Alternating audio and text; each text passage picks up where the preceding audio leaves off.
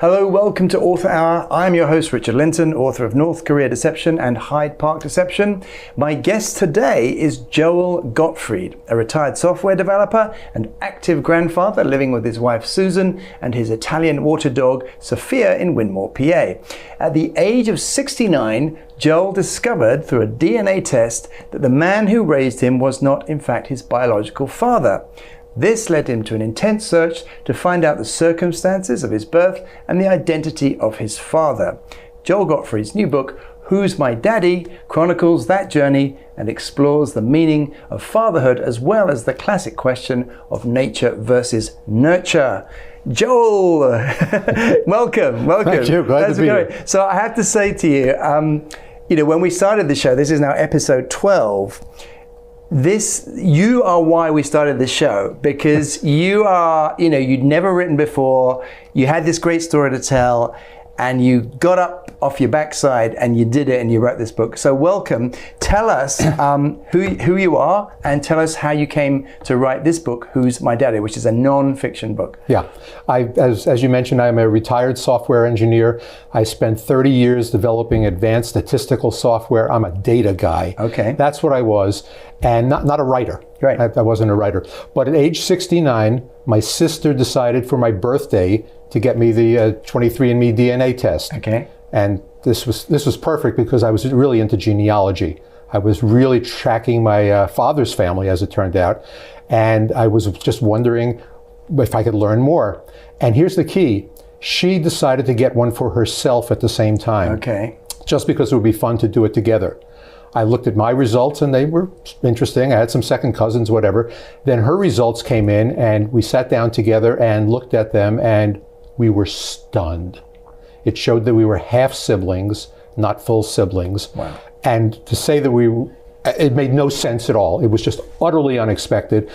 And I, as a data guy, I look at data and I believe it. I didn't believe it. Okay. I just didn't make sense to me. And so I asked her who her father was, and she said, "Who's your daddy?" And she said, she looked like my father. I didn't. Wow. Our younger brother looked like my father. I didn't. And then the question was that really persuasive enough? Not really, because I needed more information. So we found our cousin, my father's brother's son. He took a DNA test, and it showed conclusively that he's the first cousin to my sister. Okay. And not related to me. Wow. So I was completely at a loss then, because the life I had lived just was not what I thought it was. Okay. So when you found that out, were you tempted to, did you sort of redo the test, or you just got other people to do the test? That's a good question. I wrote to 23andMe technical support and I argued with them, although I knew full well there was nothing to argue about. It was crystal clear. But then I signed up for 3 other companies, and in one of them my sister did it as well, just to be sure. Yep. And of course that was the case. Wow. I mean, this is not a data guy. It's not a mistake. Exactly. There was no way this was a mistake. Yeah. I mean, for this to be a mistake, they had to get half the DNA right and half of it wrong. Right, It just wasn't going to happen. Yeah. So we went to other places, and then I decided I had to know the answer. I had to find out what happened, Right. and who my father was, my biological father. So how long was it, the very first test to then doing all the other tests? How long did that bit take? Like, was it over months? About to do the other 3 tests, it was within a month. Oh, okay. So you were pretty hot on this. Oh, very much so. Right. Oh, yeah. No, I was bound and determined to do this. And when I set my sights on something, I go for it. Okay. So then, and are you at this stage? You're not thinking about a book about my story, right? No. Right. I just wanted to find out who my biological father was. Okay. So then, take us through that process. I mean, are you physically going to places? Are you just doing most of it online? How do you start that search? Yeah. And obviously, your father is no longer with us. Yeah. So you can ask him. Yeah, he wasn't around. My mom's not around. None of the relatives were around. So I thought, well, the only way to really do this is through DNA testing. Right. And so I looked at the DNA tests and I found somebody who seemed to be a second cousin. And I found that he wasn't related to my sister, which meant that he was on my father's side. Mm-hmm. So I contacted him, but no response. And then as the other companies' tests came in, I contacted some other people. No response. And these were sort of distant relatives? Second cousins. I decided, what I realized, I didn't know much about DNA. I didn't know much about DNA testing. I didn't even know that much about relationships. Right. So I had some research, and I taught myself, I really like to get deep into things. Sure. And so I bought several books on DNA testing and sequencing and to really understand the terminology and the ins and outs. And I got to the point where I felt very comfortable in understanding the technology. And so I decided that I was going to look for second cousins who were on my father's side. Those cousins that you contacted, you never met them or contacted them before? I didn't know they existed. Okay. Yeah, okay. I didn't know they existed. And let me just interrupt you because I'm curious about the fact that you did all that research. Just before we move on at a pace, is there anything you learned about DNA that is kind of really interesting or unusual that the average person, I mean, we all know it from watching, crime shows, right? So is there anything you learned about DNA that you could just share with us? Amazing things. 99.9% of your DNA and my DNA are identical. Wow. Okay. Wow. The only thing that differentiates you and me is this 0.1%. And it's measured in a certain way, and they track how much of that, and only that is what we're looking at, is different between us. And what I'm looking for is people who share that 0.1% with me. And you would share, if your parent would have about half of that with you, a sibling would have half. My sister and I had only 25%, so showing we were half siblings. And a second cousin, a first cousin is somebody who you share a set of grandparents with. Okay. A second cousin is somebody who you share one of the 4 sets of great-grandparents with. Okay. If I could find a sibling, a half-sibling, or a first cousin, I would be golden. But I didn't expect that. Okay. So I said, all right, realistically, let me look for second cousins. And anything beyond that, it was going to be too hard to track. Sure.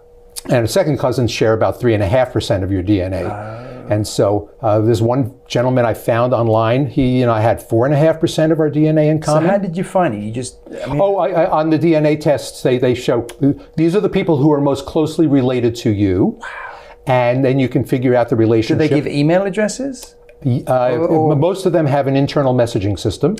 Some of them have email addresses, yes. And then you contact them. And when I contacted them, nobody replied. Right.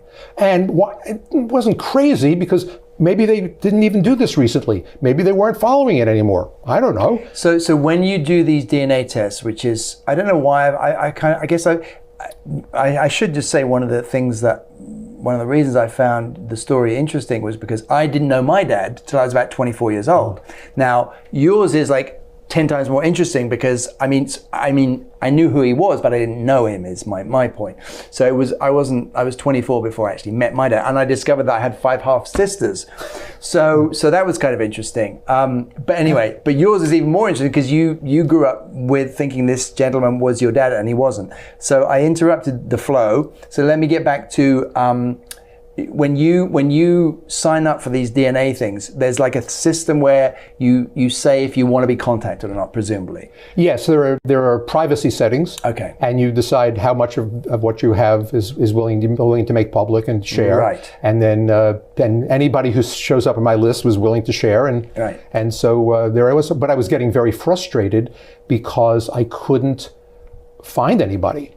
And then something really interesting happened. My daughter-in-law sent me a link to the episode of This American Life. Okay. And in it she said, you got to listen to this.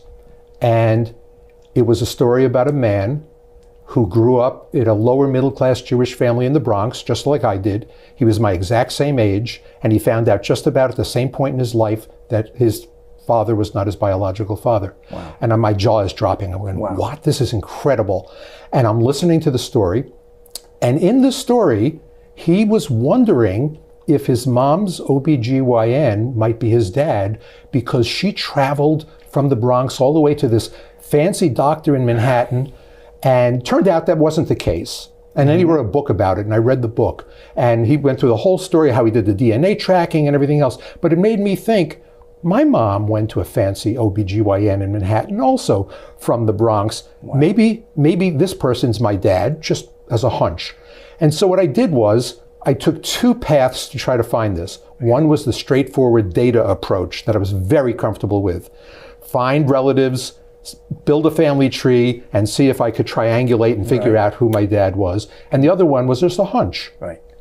What if this OBGYN was my dad? And let's see if I can prove it or disprove it. So the hunch was simply because your mother went to this posh place and you just thought she probably couldn't afford to go there, but she might have had some sort of relationship with this guy. Is that why your hunch? Or that it was artificial insemination, which is more likely the case. I see. This was 1948. Okay. I didn't even know if artificial insemination existed. Right. Is that, by the way, is that the receipt that you show in here? The doctor that I visited, I was delivered at a hospital called Doctor's Hospital, which was renowned in the day. They called it the Hotel Hospital. It was the Hospital of the Stars. Marilyn Monroe. What was it called? Doctor's Hospital. Michael Jackson, Marilyn Monroe. Wow. These were all patients there. They almost lost their tax-exempt status because they only catered to wealthy people and celebrities. What was my mom? You were born there? I was born there. What was my mom doing there? Well, it's because she had the fancy doctor who had admitting privileges there. But what was she doing with the fancy doctor? Let me just read this because I love this. There's a receipt that you put in the book, chapter 8. And I just got to read this out because it's so fun. March 29th, 1949. This is a receipt from the hospital, basically, for your birth, correct? Yes. So it says, room 9 days at $9, $81. Floor nurses, $27. Nursery, $16. Delivery room and obs anesthetic, $25. Pharmacy, $5, 2 cents. And then less deposit, $100, less hospital insurance, $80. So the refund, you get a refund of $25.98. I love that. I just had to read that out because it's so fun. But carry on. So you're blown away that you are born in this posh hospital. Yes, and so I started to wonder, could this guy be? So when I wasn't getting responses to my DNA relatives' requests, I started investigating the doctor. Okay. And I found his picture in medical school, and then I pulled up my picture at the same age, and I started showing it to everybody. And we had 3 groups of people. One was, wow, father and son, no doubt about it. Really? Some people said, yeah, there's a resemblance, but you can't be sure. And other people said, yeah, just 2 Jewish kids from the Bronx. Okay. Most of the people said they couldn't be sure, but some people were absolutely convinced. There's no question this guy is your dad. What did you think? I was the couldn't be sure category. Okay. Actually, I thought we looked alike, but it just didn't. This was ridiculous that I would just take a guess. You could work out his height from the yearbook or anything. Do they have he was. Here's the other thing. Growing up, I never thought twice that I was anybody other than the biological offspring of my parents. Right.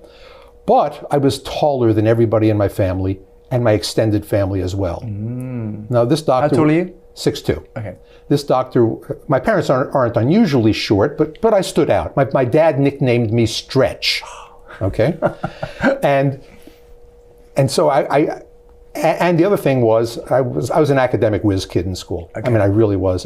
And the doctor's family, as I wound up finding out, they all are. And nobody in my family was. Okay. And so so looking back on it, I kind of stood out in those 2 ways. But growing up, I didn't think twice about it. And so I went to see if I could find the doctor. Right. And I panned all kinds of leads, but nothing really panned out. And then I got a big breakthrough. I started looking for his name in one of the DNA sites. They have family trees in this one. And I looked for any family tree that had his name in it. And there was one. And he was in it tangentially because he was married. He was the brother of somebody who was married to one of their members. And I contacted the guy who ran that family tree, and he's put me in touch with the doctor's niece, who lives out in California. So what was his name? What was the doctor's name? Nathan Mintz. And when you do that research, how do you know that it's the same Nathan Mintz that you're looking for? You don't know for sure, but if in this case, it was pretty obvious it was, because he was a doctor. Because I knew his birth date. Okay. And from his birth date, I could see from the census records his brother and sister, and so clearly they were all in this family tree. So this happened to be the same person. Okay. But your point is well taken. Doing all this research, you have to double check everything, because you can easily be led astray. Right. So I wound up talking to his niece, and she was... Where does she live? In California. Okay. And she was fascinated with the idea that we might be first cousins. And I said, this is just because I'm playing a hunch here. And she said, so you called her, you emailed her first? The messenger thing. The messenger, and then he emailed first, and then we talked on the phone. And she was delightful. And she was as interested in figuring this out as I was. And when I said... So same age-ish? She's about 4 or 5 years older than me. Okay. Yeah, about the same age. And she said she'd be delighted to take a DNA test. Oh, I see. Now, here's one of the key clues. While we were talking, remember I said when I did the DNA test, I saw somebody who was my closest relative. His name was David Levine. Okay, never heard of him. When I'm talking to the niece, we're just ready to hang up, and she goes into her grandmother's family. And she said, oh yeah, my grandmother's maiden name was Levine. I go, what? You're kidding me. I almost fell out of my chair. Because the guy who is my closest relative from my father's side, I hadn't yet spoken with him, I hadn't made any contact, was also a Levine. Oh my goodness. And so I said, oh, that's interesting. Now it made me think maybe I'm on the right track. Then one of the other DNA companies' results come in, and the person who's at the top of my list in this one is Michael Levine. Okay. I go, oh, come on. Who was Michael Levine again? My second cousin. Oh, I see. Okay. So I have 2 second cousins, both named Levine, and the doctor's mother's maiden name is Levine. Oh my I said, this is looking kind of promising here. I contact Michael Levine, actually his daughter, who was managing the genealogy in that family. Yeah.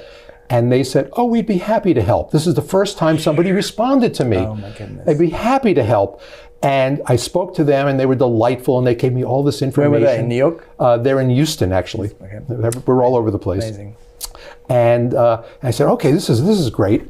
And better yet, they had done a family tree of the Levine family. Oh my goodness. So they give me the family tree, I'm looking at it, and I just ruthlessly trimmed everything that wasn't related to me, and I found my great-grandparents and their 6 children, one of whom was a grandparent of mine. And if I could find my grandparent, then I could find then they had a male child who was my father. Right.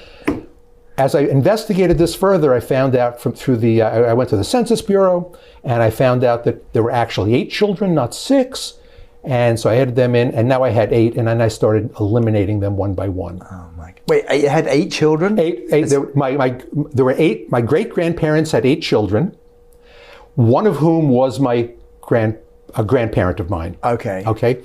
And now the way I was going to approach this was I was going to find descendants of each of these 8 children and see what my relationship with them was.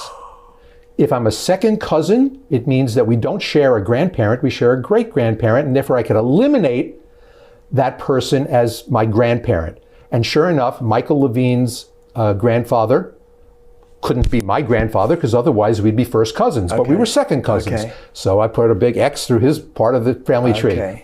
And then they said, oh, you should talk to this woman named Dawn Batt. And I said, who's that? She was adopted, and she did genealogy work, and she found out through all that she's actually part of the Levine family as well. Mm-hmm. And she got help from Michael Levine. So I call up her. She's thrilled to help me out. And she tells me her whole story, and and we're second cousins once removed. She's a bit younger than me, but her mother is my second cousin, and therefore the mother's grandfather can't be my grandfather. And so I cross him out. Okay. So I now have 8, I'm down to 6, and I'm starting to eliminate them one by one. And then I finally get to talk to David Levine, the person I had been tracking down from the beginning. And he was delightful, and he was so welcoming, and it was such a nice conversation. And I said, well, who's your grandfather? And he tells me who he is, and said, okay, so I cross him off. Okay. And then we're ready to hang up, and I asked him, by the way, do you know Nathan Mintz? Uh-huh. And he says, well, sure. What do you mean, sure? my father is his first cousin. Oh, my goodness. And I said, oh. So wait a minute. If his father is Nathan Mintz's first cousin, that means that David and I would be second cousins. Right. And the DNA says we are second cousins. Oh, my goodness. This doesn't prove that he's my father, but him being my father is no longer a hunch. Yeah. It's now consistent with the data. Oh, my goodness. And so my two paths, following the data and playing the hunch, have now merged into one. And then, 2 weeks later, the niece's DNA results come back. Right. She's in California. And she said, I'm busy all day, but I can call you in the early evening. But it's California, so it's late evening for us. She calls me and she does the sharing settings, and we both log into 23andMe and look at it. And there it was. We are first cousins. Oh, my goodness. Wow. Now, if she's my first cousin, it means that this man is my father. There's no ifs, ands, or buts. Wow. And this was 3 months to the day after the original test. And I'm going, all of a sudden, this thing that was an obsession of mine, I just felt almost numb. I go, oh, wow. We talked a little while longer, promised to stay in touch. And then dazedly, I walked into the bedroom. My wife was in bed and almost asleep. It was pretty late at night for us by then. And I said to her, well, it's determined. Nathan Mintz is my father. And just right before she falls asleep, she said, well, then you have him to thank for your intelligence. And she goes to sleep, and I'm sitting there for hours in the corner of our bedroom. Who am I? If my parents had had a baby boy named Joel, born at the exact same moment as I was, but who was conceived the normal way, wouldn't be me. Right. It'd be somebody else. Who am I? And I just couldn't make sense of it. All of a sudden, it was like a flood coming over me. Who's my family? Who are these people that I've just met? How about the people I've lived with my whole life? Where do I fit into all this? It just was. And so you were just sitting there for hours, like going through this. Yeah. Right. So let me. It's a fascinating story, Joe. But I want to just take you back to how you wrote the book. Okay. Yeah. So you had this incredible experience, and tell us about how you came to write the book. Did people say, "Oh, you got to write a book"? Tell us a little bit about that. Well, yeah. Everybody said to see how it happens. Everybody said you got to write a book. You got to write a book. And I said, well, I'm not a writer. Yeah. Okay. I'm a data guy. I'm not a writer. Yeah. And then I said, you know what? I do want to tell the story, even if I never publish the book or anything, just to write it all down. So I sat down, and in 6 weeks I made an outline, and in 6 weeks I had 80% of the book done. Okay, so again, writing process, because that's one of the things we like to touch on. So did you write like chapters first? I created an outline with the chapters. Okay, and basically chronological order of your investigation, presumably. Kind of. Largely it is. The bulk of the book is how I figured this out. Okay. But in the beginning, I introduced my father. Yeah. The man who raised me, Joel Gottfried, is my father. Sure. His sperm did not create me, but he's my father. Yeah. I put a whole chapter into my relationship with him, which was just completely beautiful. Formed. I am who I am because of this man. Right. And I am who I am because of the sperm of Nathan Mintz as well. Right. So I have two fathers. Yeah. And so I told his story. Also at this time, I was dealing with multiple myeloma, which is a form of blood cancer. Oh, boy. And I was in the hospital when I did most of the research. And I mean, oh my goodness. So I weave that into the story. Everything okay? Everything's perfectly fine now. Right. So on and on. And then at the end of the book, I just speculate on what might have happened, and I do some more research into who my father is. So you're on your computer, you're in the hospital, you're writing. In the hospital, I was investigating. I hadn't yet figured it out. Okay. Only when I came home. Okay. You're writing on a computer or handwritten? Yeah, absolutely on a computer. So on a computer. Okay. So how many pages, how many words did you get to your manuscript? How many, when you finished? That's funny. I looked up. I said, how long should a memoir be? Yes. And the recommendation was that if you're not known, a personal memoir should be about 65,000 words. Okay. Anything more, and people are going to say, oh, why should I bother? Anything less, and they say, well, why should I bother? Great. I was done telling the story at about 35,000. Oh. And I said, that's an interesting admission. Thank you for sharing that. So what did you do then? I said, I don't have anything more to say. Okay. And I said, that's my book. Oh, so you did cut it. So you didn't try and like embellish, because I feel like there's quite. I mean, I was looking through and reading, and there's like pictures, and there's I like the diagrams and the old photographs. But because it doesn't seem like a small book. I mean, it seems like I guess you could say it's a little bit on the thin side. But anyway, it's interesting that you decided that. So you have the book. Now, what do you do? Like, because, it's one thing to have the document. Well, the document. Yeah, I was not convinced that this is something that other people other than my close friends and family would be interested in reading. Yep. And so I have a friend who's a really good editor. Okay. And I gave it to her and I said, here, you take a look at this. No, she had been a colleague of mine, but she was well known in our company for producing great written documents. Okay, great. And editing other people's. So I gave it to her and she marked the thing up from top to bottom. She did.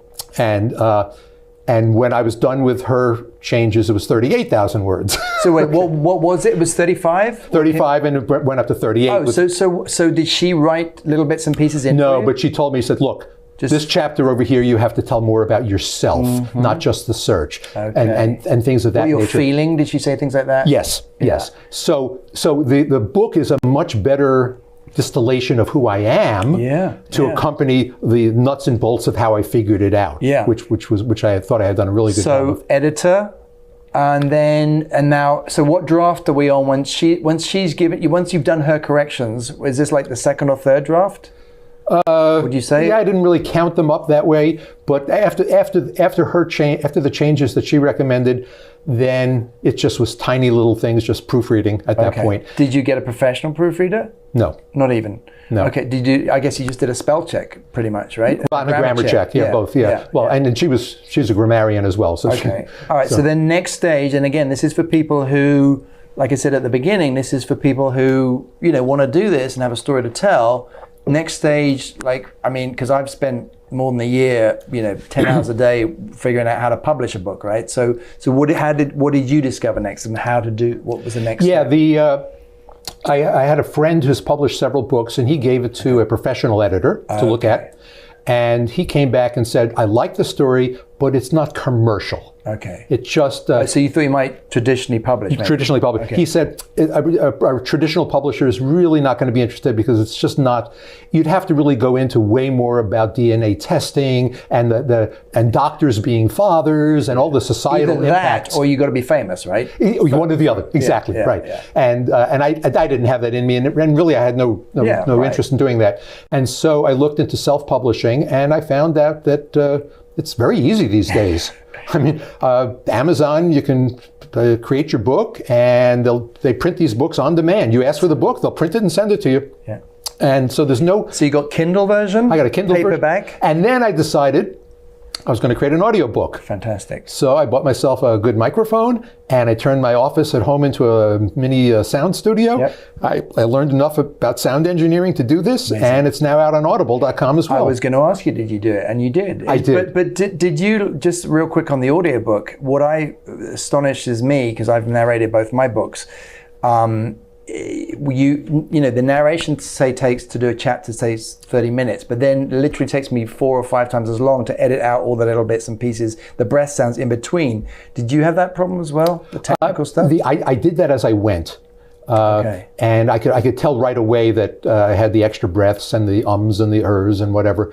And so what software did you use? It's called Audacity. Yes, you did. Okay, I did. So it was Audacity, exactly. Yeah. So if anyone wants to do an audiobook, Audacity is a great piece of software, and Derek Doepker, Doepker, Google him if you want to do an audiobook. Google his course. It's like $200. I did this guy's course. I mean, it's a module thing. So just a real quick, if you do want to do an audiobook, Audacity is the software to use, and Derek Doepker, his course is great. It's $200, and he teaches you how to do the stuff. But you obviously didn't even need Derek Doepker. Audible themselves has some free courses, and I did that. Good for you. Yeah, ACX, right? ACX, yeah. So ACX.com, folks, is literally a sort of separate wing of Audible, and it's for people who want to narrate their own books. And as Joel said, they do these kind of, they call it ACX University, I think. Exactly. And they do all these courses. So again, that's a great resource if you want to do that. Yeah.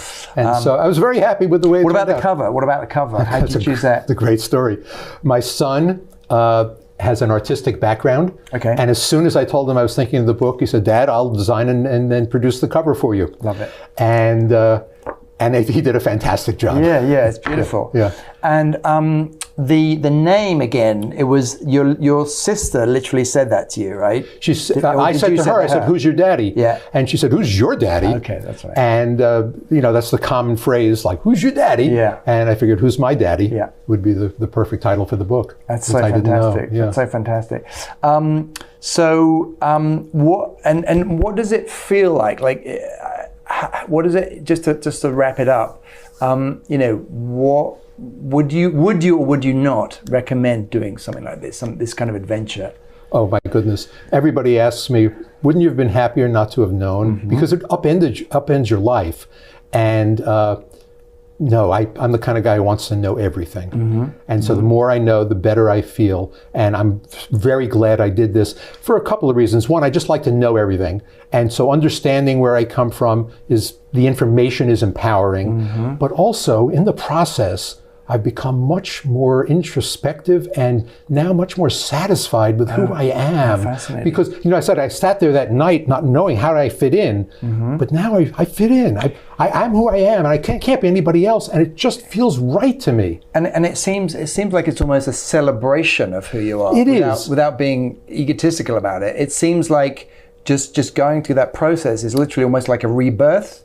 In a way it is, yeah. And so now I have this wonderful new family. I have 5 or 6 second cousins, 2 first cousins. Have you been able to meet them yet? I've met the niece who helped me out. I met her when I was out in California, and we had a gloriously fun day together. And we're on the phone all the time. And wow. And now one of my great joys is the people in this family have now been talking to each other, and they didn't know each other existed until I came along and connected them, and I didn't know anything about the family at all. Joel, so it's been really wonderful. You were a great guest. You're a great speaker. I wish you many more podcasts and radio shows. Here's Joel's book. Author of Who's My Daddy, Joel Gottfried, and my new book is also out. The Hyde Park Deception just came out this month, and we hope that you will enjoy all of these books. And see you next time.